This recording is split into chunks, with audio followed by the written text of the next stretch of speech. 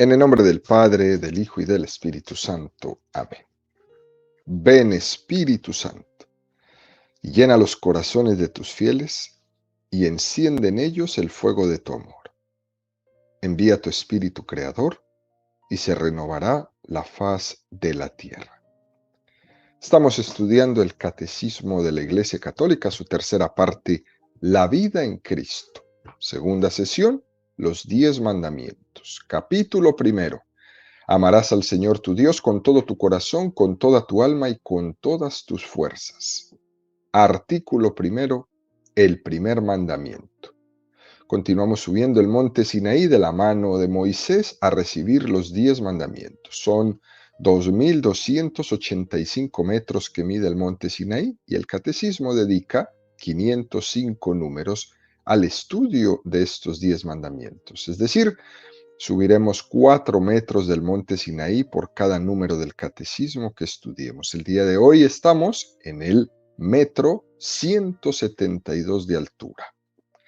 Entramos en el segundo apartado de este artículo primero, donde el catecismo dedicará 15 números del 2095 al 2109 al estudio del tema que tiene como título A él solo darás culto. El día de hoy nos vamos a centrar en el número 2095. Número 2095 del Catecismo de la Iglesia Católica dice: las virtudes teologales de la fe, la esperanza y la caridad informan y vivifican las virtudes morales.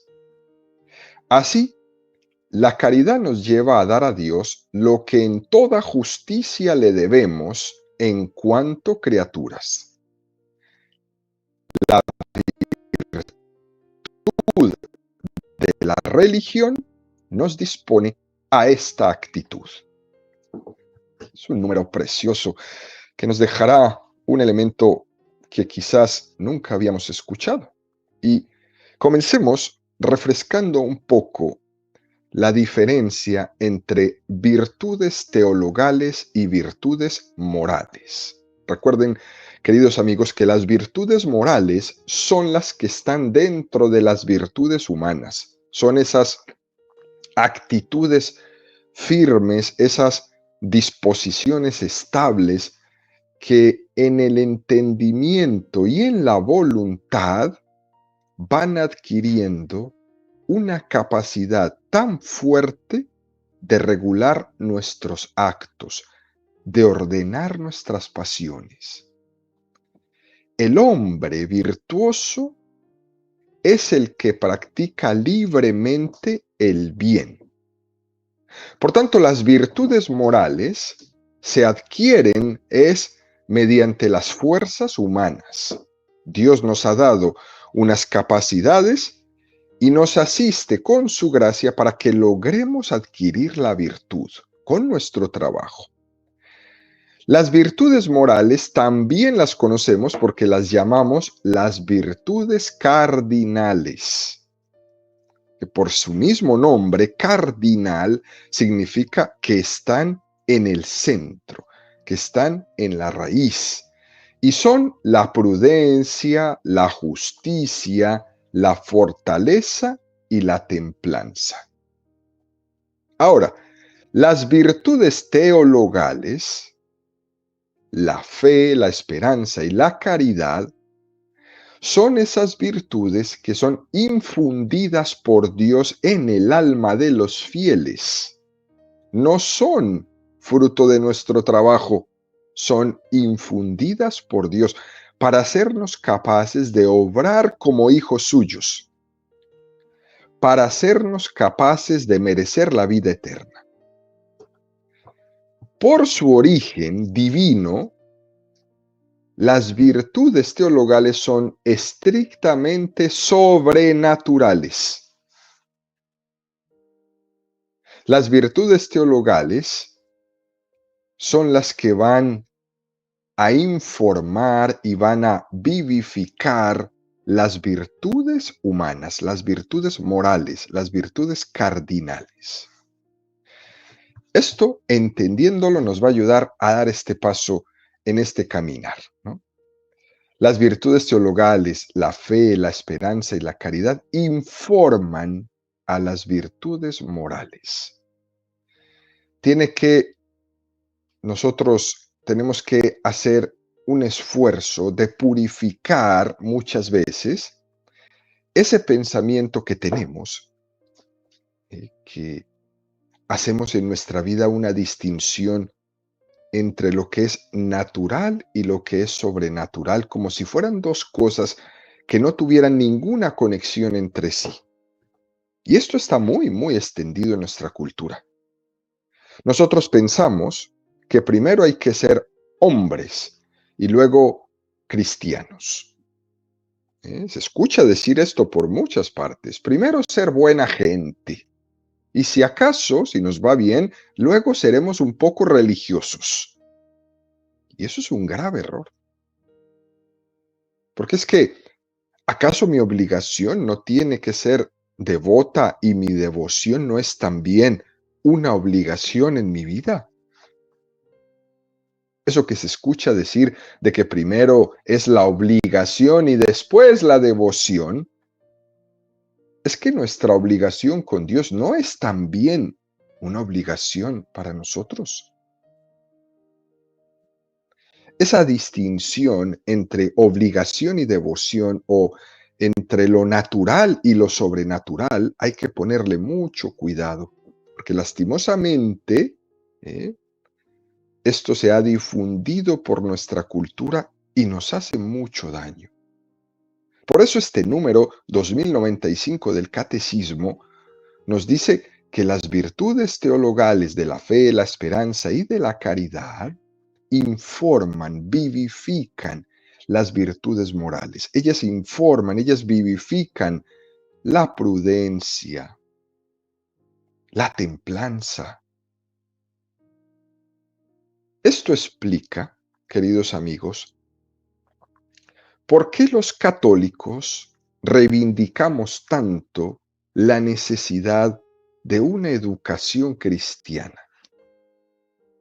Y no nos referimos solamente a las clases de catequesis, sino que reivindicamos que el resto de las asignaturas en la educación, que el resto de los conocimientos, que el resto de los contenidos educativos deben estar informados por la fe, por la esperanza y por la caridad. Cuando nos hablan de biología, cuando nos hablan de historia, cuando nos hablan de música, todo eso debe de estar animado, debe de estar informado por esa iluminación que nos da la fe, que nos da la esperanza y que nos da la caridad. Esto es muy importante, queridos amigos. Esa famosa frase que hemos escuchado, el hombre se conoce a sí mismo a la luz de Jesucristo, es decir, a la luz de lo sobrenatural conocemos lo natural. Tantas personas que no conocen la dignidad natural de la persona humana porque no conocen a Jesucristo. Y una vez que lo conocen, se hacen más humanos. Hasta que uno no conoce que Dios le ama, que Dios le quiere, uno no se ha estimado a sí mismo. Hay hoy día tantas personas que se desprecian a sí mismas, que no tienen ninguna esperanza, que van en su vida ciegos, solo por el hecho de que no han conocido que Dios les quiere. ¿Cuántas personas hemos rescatado de la depresión en su vida? Gracias a mostrarles el amor de Dios. ¿Cuántas personas les hemos rescatado del desastre de su vida? Gracias a presentarles la fe. ¿Cuántas personas hemos evitado que se quiten su vida gracias a darles una palabra de esperanza? ¿Cuántas personas hemos rescatado de la desesperación gracias a haberles demostrado un acto de caridad? ¿Cuántas veces comprobamos que para amarnos a nosotros mismos o amar al otro, hemos tenido que primero conocer el amor de Dios en nuestra vida? Esto es impresionante y lo vemos todos los días. Y hay muchos ejemplos, ¿no? Dentro de las virtudes morales, dentro de las virtudes cardinales. Por ejemplo, no es lo mismo la virtud humana de la prudencia cuando está iluminada por la fe, por la esperanza y por la caridad, que cuando no la está. Aquel que ha sido educado en la virtud de la prudencia desde las virtudes teologales, aprenderá siempre a discernir todo lo que le pasa en su vida a la luz del Espíritu Santo. De tal manera que su discernimiento natural también será un discernimiento sobrenatural. ¿Qué regalo tan grande tiene una persona? Además de un discernimiento a la luz de la fe, tendrá un factor de confianza en Dios mucho mayor que si no lo tuviera. Por ejemplo, un matrimonio que se plantea tener hijos y que están ahí en esa duda y en esa pelea, si sí o si no. Y con esta sociedad terrible que les está diciendo todo el tiempo, no tengan hijos porque no tendrán con qué sostenerlos. Y ahí empiezan los jóvenes a plantearse, mejor no tengamos hijos, porque no tenemos con qué sostenerlos. Pero si tienen para gastarse en los celulares, en los coches, en las fiestas, en los vestidos, en toda distracción que puede existir. Pero cuando piensan en que si pueden como una pareja tener un hijo, dicen que no tienen con qué sostenerlo. Ese discernimiento que una pareja tiene que tener para tener hijos, tiene que estar iluminado por las virtudes teologales y entonces esa pareja va a decir, Dios tiene la última palabra, porque Él es el autor de la vida y nosotros tenemos que ser instrumentos para dar esa vida. Y vamos a confiar en Él. Y si una puerta se cierra, otra se abre. Porque cada niño viene con su pan debajo del brazo. Es muy diferente cuando se ve la vida y las grandes decisiones que hay que tomar de esta manera. Si no, pregúntale a sus abuelos. ¿A poco ellos tenían con qué sostener a sus hijos? No, pero gastaban en lo esencial. Y nosotros existimos hoy por ellos. Por ejemplo, con la virtud de la fortaleza. Cuando está informada por las virtudes teologales, nos deja la garantía de que para Dios no hay nada imposible. Hoy, día de San Judas Tadeo, para Dios no hay nada imposible. En cambio, quien educa la virtud de la fortaleza, pero sin contar con la fe, con la esperanza y con la caridad, puede confundir la virtud de la fortaleza con ese orgullo personal. Ese que se cree superhombre y que cree que todo es porque él puede. No, no, no. Estás muy equivocado. Curiosamente, cuando las virtudes teologales nos informan de una falsa fortaleza en nosotros mismos, y sin embargo nos dan más fortaleza, la fe en Dios te hace más fuerte. Y al mismo tiempo te preserva de creerte que eres más fuerte. Es una cosa bellísima. No me deja caer en la falsedad de pensar que yo soy un Superman. Por ejemplo, con la virtud de la templanza. Es muy distinto intentar educar la templanza a un nivel meramente natural, como una especie de autodominio, intentando dominar nuestras pasiones. Es muy distinto cuando somos conscientes de que yo soy un templo del Espíritu Santo. Y entonces ese saberme templo del Espíritu Santo forma en mí un equilibrio interior que me va a saber decir no cuando tengo que decir no. Porque es que por el pecado original estamos interiormente divididos, fracturados. Y el Espíritu Santo que inhabita en nosotros por el bautismo es el que nos va a regalar la posibilidad de esa paz interior y de ese equilibrio que todos buscamos. Por eso el catecismo lo dice una y otra vez. Las virtudes morales, las virtudes humanas, las virtudes cardinales, están informadas, están vivificadas por las virtudes teologales. Así la caridad nos lleva a dar a Dios lo que en toda justicia le debemos en cuanto criaturas. Y nos remite el catecismo a un número que ya estudiamos, el número 1807 del catecismo que decía, hablando sobre la justicia. La justicia es la virtud moral que consiste en la constante y firme voluntad de dar a Dios y al prójimo lo que le es debido. La justicia para con Dios es llamada la virtud de la religión. Si se acuerdan los que estuvieron en esa catequesis, ahí aprendimos este término tan interesante. La justicia para con Dios se llama la virtud de la religión.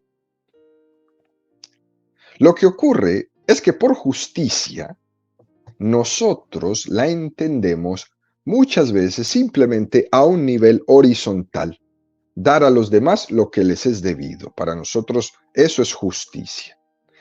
Pero muchas veces, o la mayoría de las veces, nos olvidamos de que la justicia no solamente es en sentido horizontal entre nosotros, sino que también es en sentido vertical, dar a Dios lo que le es debido.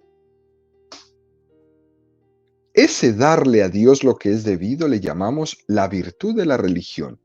Y es bueno decir esto, porque como nosotros entendemos que la relación con Dios, que dar a Dios lo que le es debido es algo meramente devocional, y que primero está todo lo demás, toda la obligación del trabajo, de la familia, de los quehaceres, y después ser devoto, nos hace entender y nos hace vivir nuestra vida como si no tuviéramos un tipo de obligación en mi relación para con Dios, como si la relación con Dios fuera de segunda.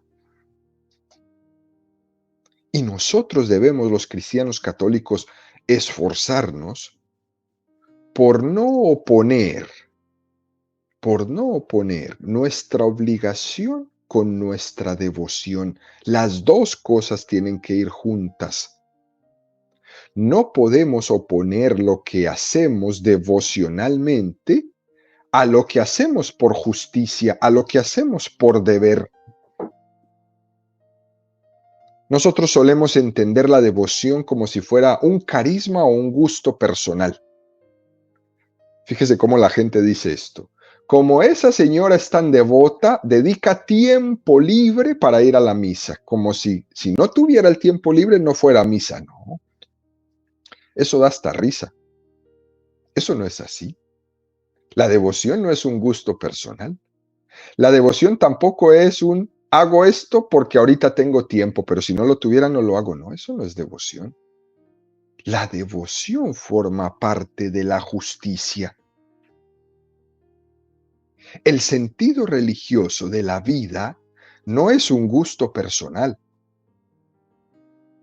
Eso se tiene que respetar. Es una obligación.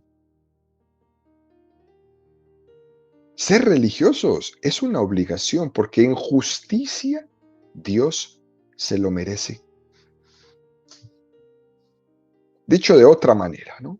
Dios también tiene derechos. En esta sociedad todos tienen y exigen derechos. Y yo pregunto, ¿y Dios tiene derechos? Es más, los católicos creemos en los derechos humanos y creemos que los derechos humanos están sustentados en los derechos de Dios. El problema es que cuando se niegan los derechos a Dios, revierte contra los propios derechos humanos. Eso es como cuando alguien lanza una piedra hacia arriba y no se mueve, le va a caer en la cabeza.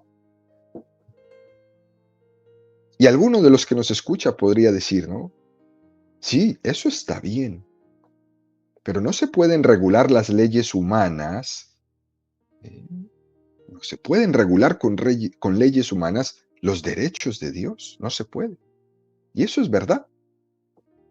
Pero lo que sí se puede regular por las leyes humanas es el respeto a la libertad religiosa de cada ser humano, precisamente para que ese ser humano pueda reconocer los derechos de Dios.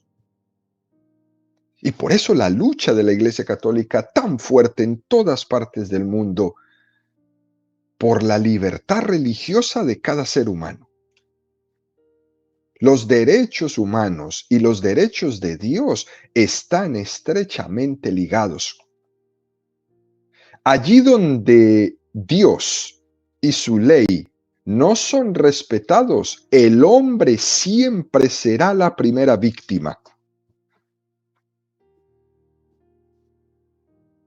Porque el descubrimiento del señorío de Dios conduce al respeto de la realidad del hombre.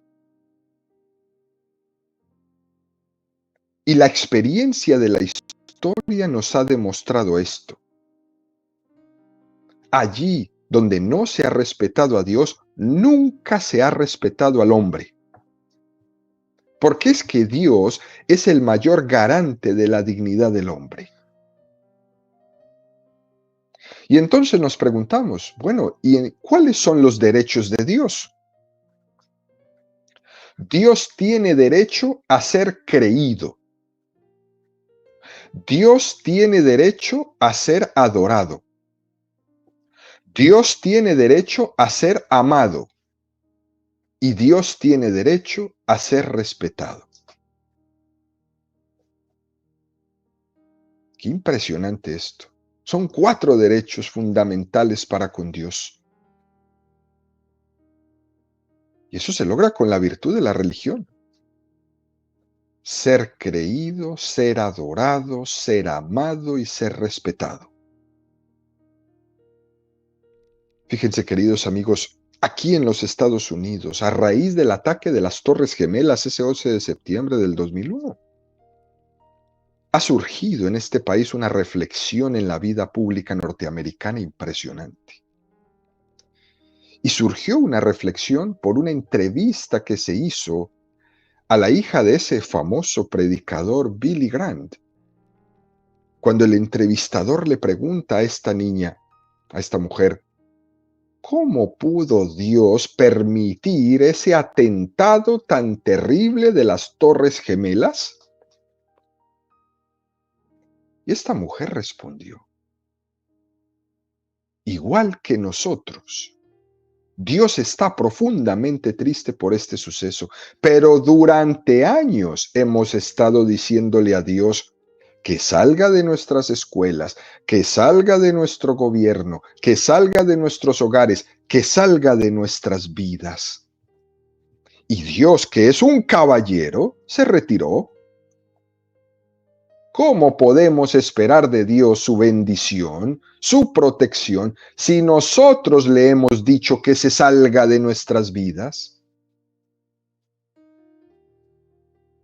A la luz de estos ataques terroristas de ese 11 de septiembre, se desató un montón de cosas. Fue como una especie de caja de Pandora. Y dice esta mujer en la entrevista, todo comenzó cuando Madeleine Murray se quejó y no quería que se rezara en las escuelas.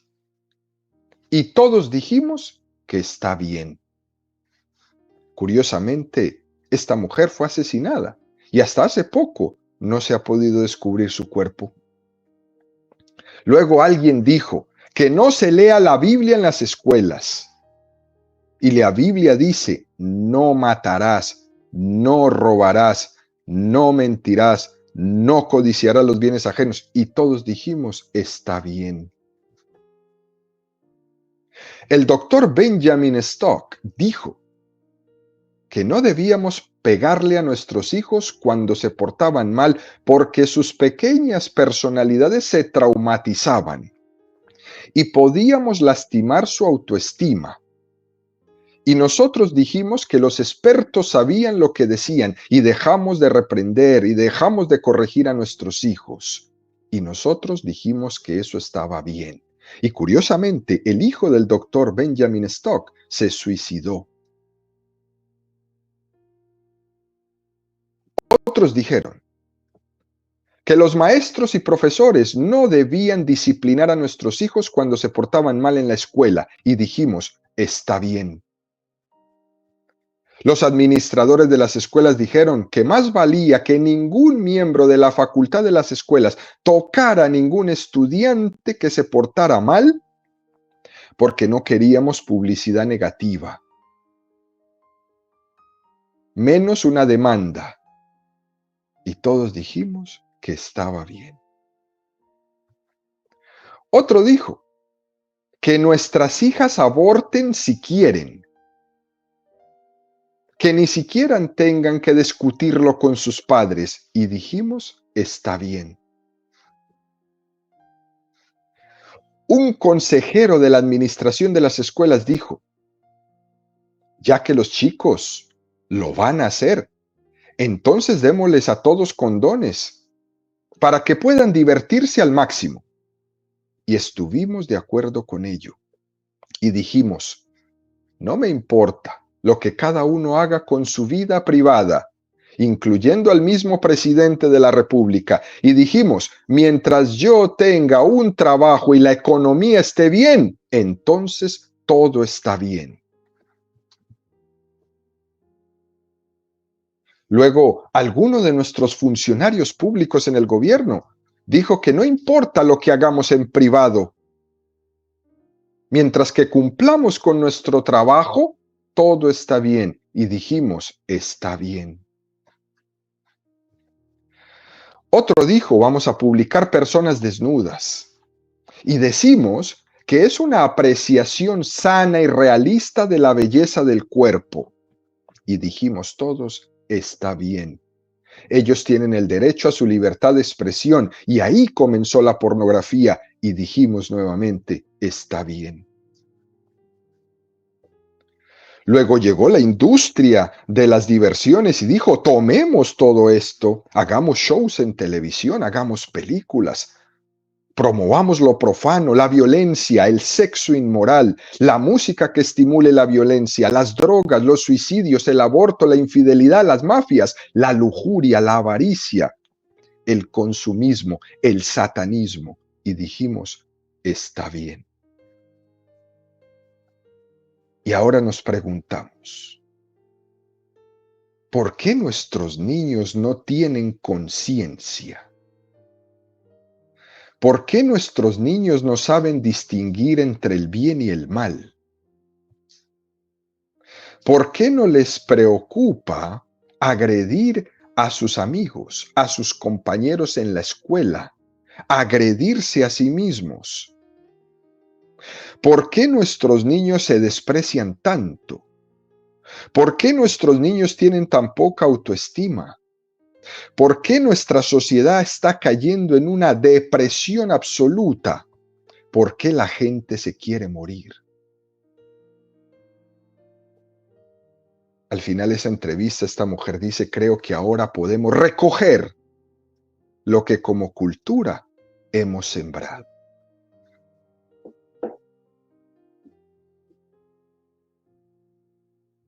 Es muy curioso que hoy le creemos más a lo que dicen los periódicos y las redes sociales y cuestionamos todo lo que nos dice la palabra de Dios. ¿Hasta qué punto, cuando hemos privado a una cultura de sus raíces bíblicas, le dejamos indefensa? Y entonces cometemos coherencias absolutas y jugamos como el bombero pirómano, ese que por una parte apaga un fuego, pero por otra incendia otro. Fíjense aquí. Aquí los estados tienen programas contra las drogas. Hay gente que trabaja en contra de las drogas, pero al mismo tiempo se promueve una cultura por parte del mismo estado, con una concepción de ocio que promueve y alienta lo mismo que quiere evitar y prevenir. Es una contradicción y está justamente en que no reconocemos los derechos de Dios. Y eso, queridos amigos, se convierte en la autodestrucción del hombre. Aquí también en los Estados Unidos nos hacemos esta reflexión. Tantos años de eliminar la religión, de meter el laicismo. Al final, todo esto nos pasa la factura. Pero ¿saben qué es lo más triste? Que cuando un adolescente va con una pistola y mata a un montón de niños en una escuela, le pedimos la cuenta a Dios. Imagínense ustedes, ¿por qué Dios permitió esto? ¿Cómo se les ocurre? Por eso, queridos amigos, es tan importante que cultivemos la virtud de la religión, darle a Dios lo que es su derecho, porque la dignidad del hombre está fundada aquí mismo. Transmitir a nuestros hijos una cultura fundada en la virtud de la religión, en darle a Dios lo que le corresponde, lo que es su derecho.